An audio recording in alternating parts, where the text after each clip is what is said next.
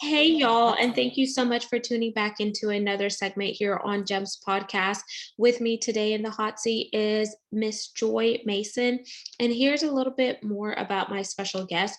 She is the founder and president of Optimist Business Solutions, a training and consulting firm that helps organizations achieve consistent results in less time with more buy-in. She is a certified Six Sigma Black Belt with over 25 years of experience in pharmaceutical manufacturing, laboratory operations, and risk management, with an emphasis on business processes and quality systems. After a successful career at Eli Lilly, a company that spanned over 30 years, Joy retired in 2017 and has established herself as an entrepreneur, author, and motivational speaker.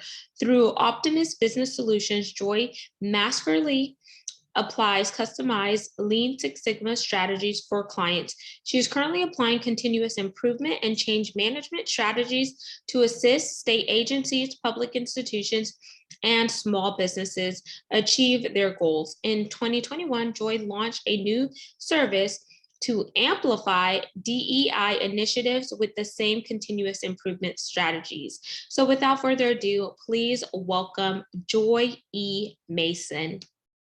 Thank you. Thank you. It's a pleasure to be here. My pleasure, Joy. And first of all, I want to start off by connecting with you on a personal level and also giving my audience an insight.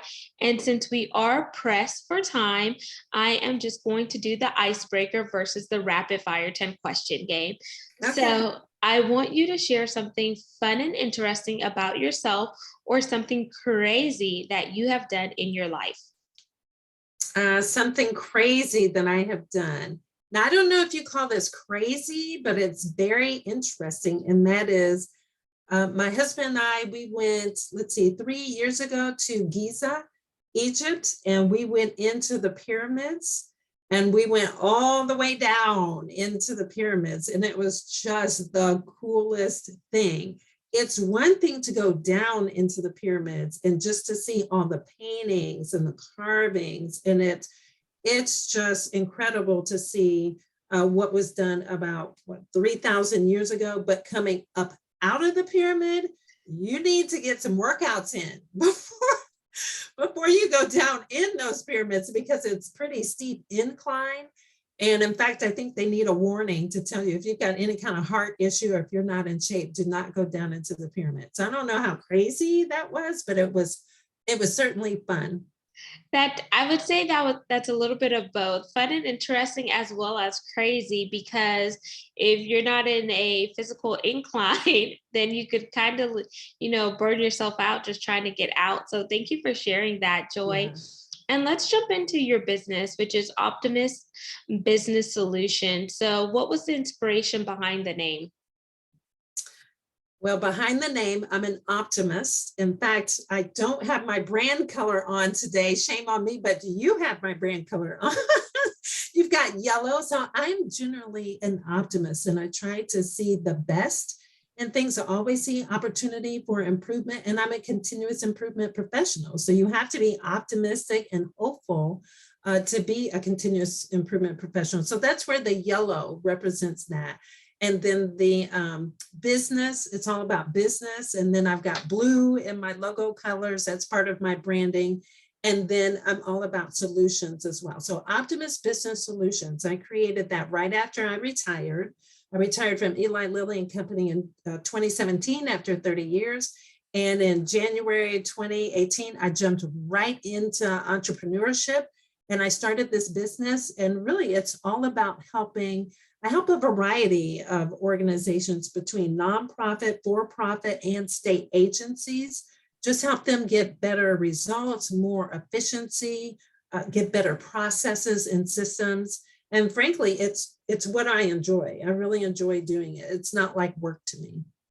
And whenever you think about processes for scalability and you pair that with diversity, equity, inclusion, and belonging, what are some of the challenges that you're helping your ideal avatar with in that space? And just really moving it from a check the box, like as, oh yeah, we're just going to check off that we have diverse talent, or we're inclusive, or we're equitable, to really making it sustainable, because we saw a lot of organizations that were just doing the check the box to get by, but they Yeah. weren't really doing work that was sustainable in that field to really show their employees that they were in it for the long haul.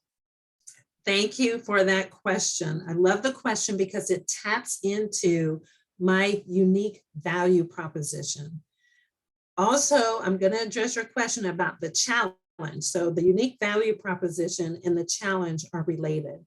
When I come in with Optimist Business Solutions, one of the biggest challenges is that the clients are used to more soft skills training, like let's talk about our biases so we can be aware of our biases.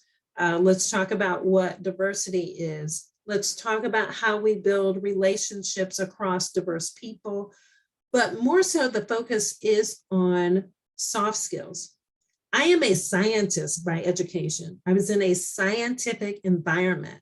So I think about the scientific method in terms of, what is your hypothesis first? And just like Six Sigma, what is the problem first? And we need data. We need a baseline of data. So when we say we want to make something better, what does better look like? It can't just be some amoeba-like feel-good idea of better. So with my unique value proposition is that I come into organizations, I tell them, you know what? You don't have to be vulnerable. To be vulnerable and share your biases and share how you grew up and some of your, deepest feelings about gender and race, those are very difficult conversations to have. And a lot of times the psychological safety has not been established in the room. I have been through that type of training where the psychological safety was not there, yet you open up these very difficult conversations. And the research says that a lot of times with this training, when you ask people to be vulnerable, white people come out resentful and Black and brown people come out hurt. So you have to be really careful with training. So I tell everybody, my clients, I'm not asking you to reveal your biases. I'm not asking you to be vulnerable. So you can kind of exhale and let your shoulders down. Yeah. And what I want to do is help them look at what processes need to be improved to increase equity. And we actually look at quantitatively how we want to improve equity. So whether it's the promotion process, hiring process, talent development process, compensation process, completion rates, participation, all of that is a process. And if we can get data and actually map out the process, those two things alone, looking at data, mapping out the process, all types of opportunities for improvement are revealed. And that gives us a good start to having something that is more tangible action steps and measures, quantitative measures to improve equity. So that's what I'm doing with my DEI work with Optimist Business Solutions on the profit side as a consultant. But also I've got the Six Sigma Racial Equity Institute, which is teaching women how to do this in the same way I'm doing it. And their projects are actually community projects in Marion County, Indianapolis, that address different inequities that impact Black people in the workforce, education, and in healthcare. And so I love the work, and I really believe how I'm approaching it is my unique value proposition. And I'll take back something. It's not what I think, it's what I know, because I have actually asked clients when I get the contract, why did you choose me?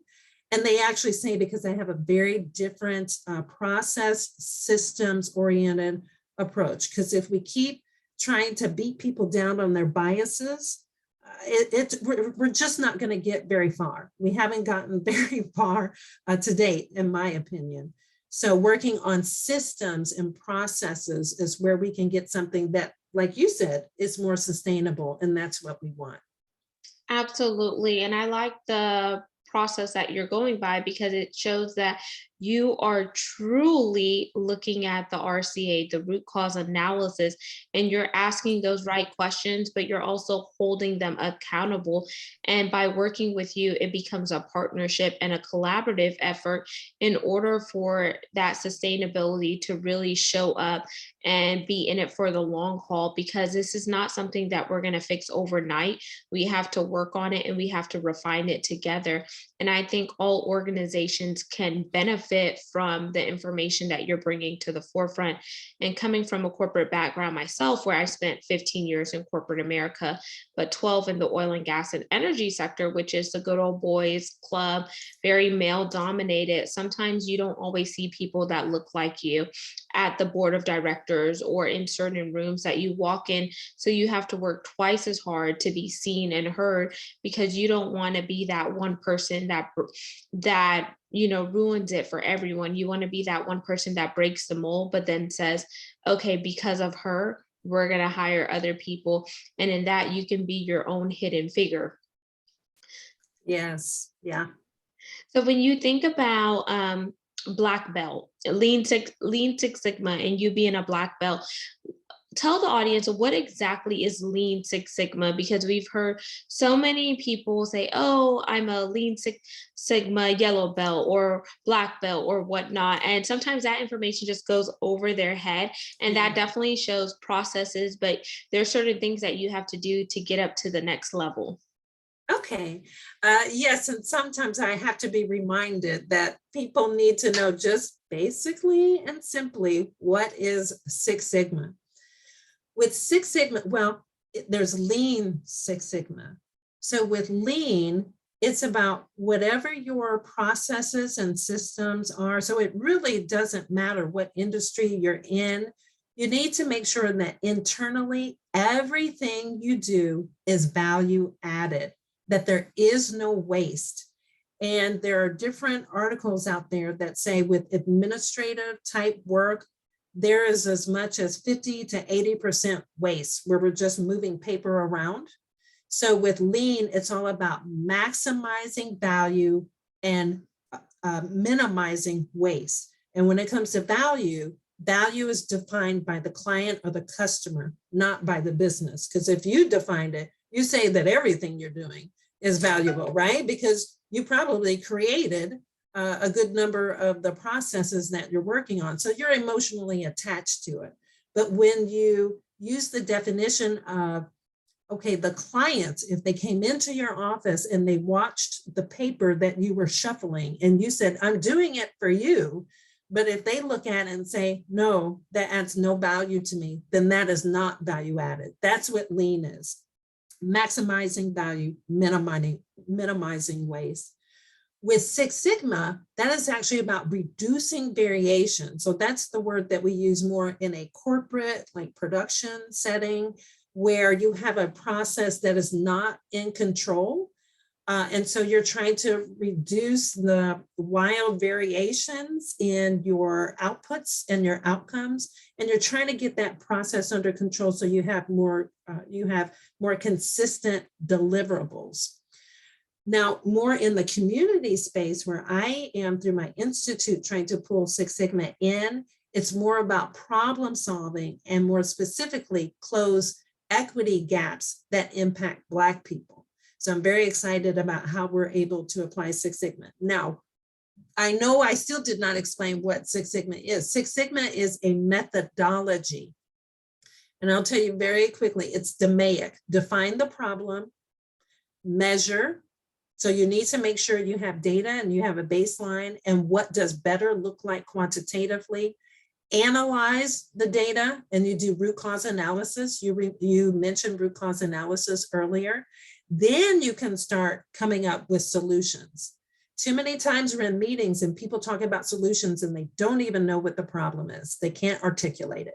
So define, measure, analyze, improve, and then control. Control is where you develop a control strategy to maintain the gain. Because if you implement a solution, you get improvements. You can't just walk away from it. You have to put something in place so you can make sure there is ownership, there is monitoring to make sure that those gains continue on through time. Regarding the different types of belts, the lowest belt, where I believe you get maybe 1 day of training and you just want to know high level what that is, that's a white belt, no project. A yellow belt is where you get maybe 2 days of training. Now, when I say days, I'm thinking in person, right? Is where you get maybe 2 days of training and you get a little bit more depth into the methodology. Green is where you get 5 to 6 days of training and you actually have a project. That's where you get true certification, is you apply it. With the others, white and yellow, you're learning, but you don't have a project where you're applying. The green belt, which is what the ladies who are going through my institute, they're getting a green belt credential where they take the exam and then and then they have a project, a 5-month project that they have to apply. A black belt then does more complex projects across sectors. And then you have a master black belt, which is 1 level above me, and that's the highest level, where they actually try to influence the culture. So there's more of a continuous mindset and a growth mindset within the culture of the organization. Oh, okay. So there's definitely different levels to it. And I like how you mentioned define, analyze, control, because whenever I hear that, I think about the scientific method. And one of my other guests who came on, I think she was a chemist or some form of scientist, and she talked about how you can apply the scientific method to all areas in business by just kind of going through the different methods in it and asking yourself those questions so you could formulate something that is, truly sustainable. And so I like that you're working on that. So Joy, I want to ask, how do you feel about critical race theory? And do you look at that in any of the work that you're doing now? Because that is a big part of this whole diversity, equity, and inclusion. Oh my goodness, you asked me about CRT, right? That's the hot topic. I chuckle because in my state, in Indiana, that is a hot topic, but it's not a topic that many people are supportive of. So you asked me how I feel about CRT, critical race theory. And I know it's called a theory, but the way I look at it, it's looking at facts and history. We are a racialized country, and we always have been. So race has been part of our founding fathers. And while I know there are many parts of our history that are not pretty, right? And we'd like to forget it, but we cannot deny that history is very much a part of where we are today. You cannot have today in this moment and the advances that we have today. You can't have that and then ignore everything that came before it. Just like computers and technology, it didn't just appear. There were different, more primitive versions of it before we got we can do almost everything now on your cell phone. That's your computer. But you had a big computer that was the size of my room before that. So it's the same thing with our society. Are we in a better space? Yes, I think, in some respects regarding race, but we didn't just get here. There is a long history that is very relevant. And in fact, some of the challenges that we have around race are still with us today. So with CRT, I actually don't believe it's a theory. It's just reviewing the racialized history of our country and how that has contributed to where we are today. And I know the theory was developed by, I believe, a law professor. When you look at our laws, to me, again, it's just fact. You can just go back and look at factual history, how laws have shaped who is Black, who is Native American. And in fact, with Native American, the laws have gone back and forth defining who they are and who they are not. There's some very good books on the Native American history and what they've been through in terms of their racial and ethnic identity and how that has been molded and shaped and manipulated based on laws and regulations. This is fact. So I just think it's very interesting that it has been politicized and weaponized to the point where some in our community and society don't take the time to really go a little deeper and analyze what it is. I think now it's just a phrase and people kind of run through the streets and go, they want to get away with it without taking the time to understand what it is. So that's how I feel about it. Ooh, thank you for sharing that. Because I always tell people I'd rather go deep diving with an individual that I bring on the podcast versus sitting at the surface level. Because if I stay at the surface level, we're not educating, we're not inspiring, or we're not motivating, because I don't know everything. That's why I have to bring on subject matter experts such as yourself to share the things that you're doing in your field and how can we merge that with what I'm doing to really create those synergies and bring information to the forefront to challenge how we're thinking, because that's where diverse thought comes in. That's where we show that inclusivity, rather than focusing on the exclusivity. And we're taking things a little bit deeper within the short amount of time that we have. And I think as long as we're doing that, that is pushing the needle forward, because we have so many people that are so comfortable and they're within their comfort zone because they don't want to ruffle feathers. But how much is staying silent costing you? Because being silent is just as bad as not speaking up, in my opinion. Thank you. I love everything you said, and I appreciate you asking me the hard question. I really believe asking the hard questions and having the conversation. And like you said, we cannot be silent.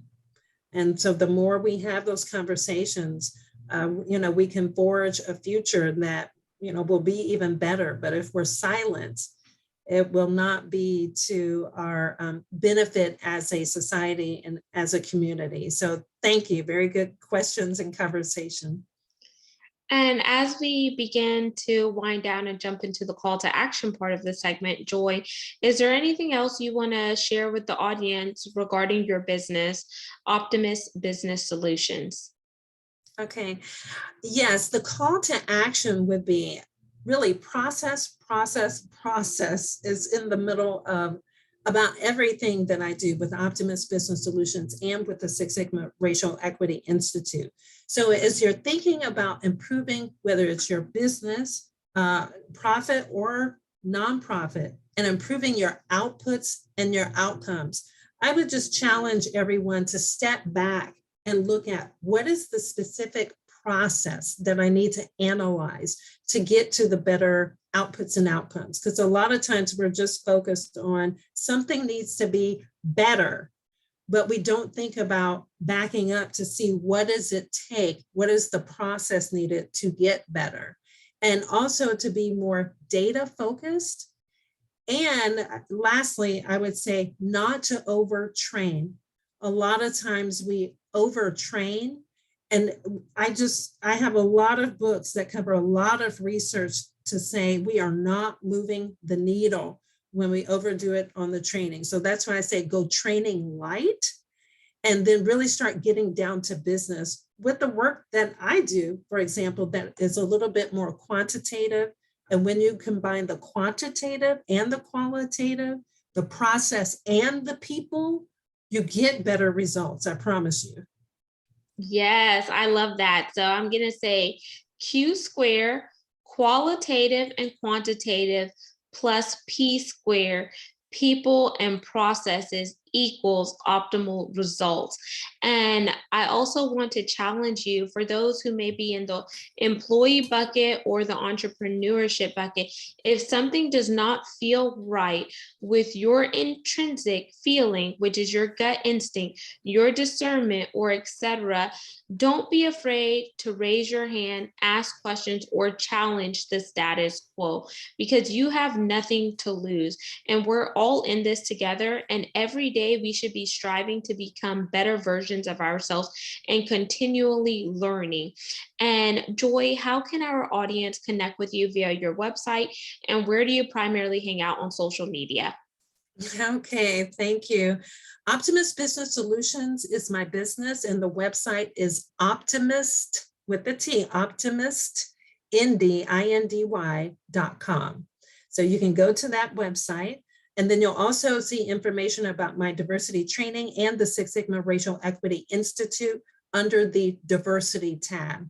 I hang out mostly on LinkedIn. I try to do the Facebook, but it just seems like probably 80 to 90% of my time is on LinkedIn. And with regards to Instagram and Facebook, it's at Optimist Indy.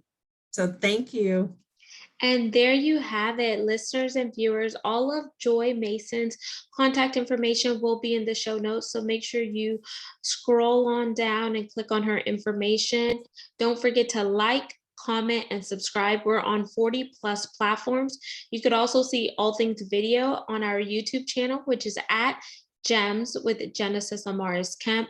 And I want to thank each one of you for tuning in on a consistent basis. Because of you, our ranking has just been bumped up this morning to the top 2% globally out of 2.8 million podcasts per www.listennotes.com, which brings me the big ask for sponsorships.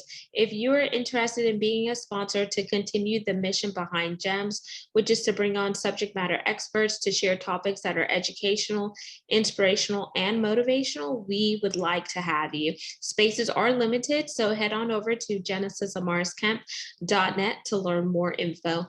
Until next time, peace, love, and lots of blessings. Have yourself an amazing day.